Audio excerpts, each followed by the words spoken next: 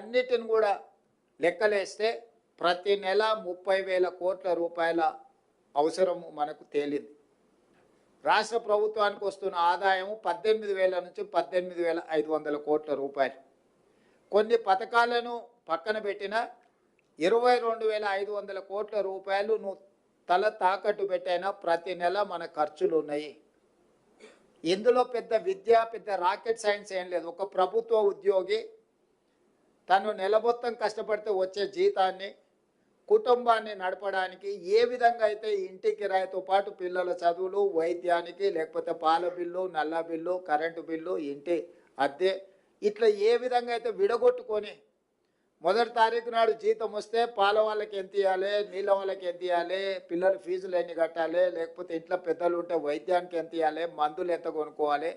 ఇవన్నీ పండుగ వచ్చినప్పుడు ఇంటికి ఆడపిల్ల వస్తే చీర ఎట్లా పెట్టాలి, సారి ఎట్లా పెట్టాలని ఎట్లా లెక్కలు వేసుకొని ఒక సగటు మధ్యతరగతి ప్రభుత్వ ఉద్యోగి సంసారాన్ని ఏ విధంగా గౌరవంగా గుంభనంగా నడపడానికి కష్టం ఉన్న పంటి బిగువన కష్టాన్ని దిగమింగుకొని అందరి ముందు సంతోషంగా ఉన్నట్టుగానే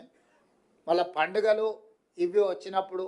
కుటుంబంలో అదనంగా ఏదైనా పిల్లలు ఎదుగొస్తే ఆడపిల్లల పెళ్లి చేయాల్సి వస్తే ఏ రకంగా మనం సంసారాన్ని ముందుకు తీసుకెళ్తామో ఈరోజు మేము కూడా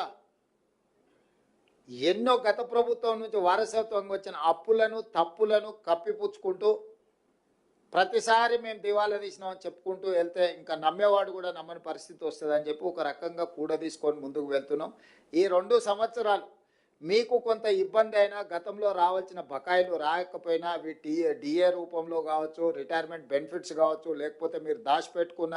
మీ సొంతం మీ జీతంలో మీరు కటింగ్స్ ద్వారా దాచిపెట్టుకునే కూడా మీరు అడిగితే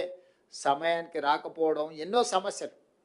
కొంతమంది రిటైర్మెంట్ ఉద్యోగస్తులకు ఆరోగ్య సమస్యలు వచ్చి వైద్యం చేయించుకుందాం అనుకున్నా కూడా సరైన సమయంలో రాని పరిస్థితిలో 2 సంవత్సరాలు ఈ ప్రభుత్వాన్ని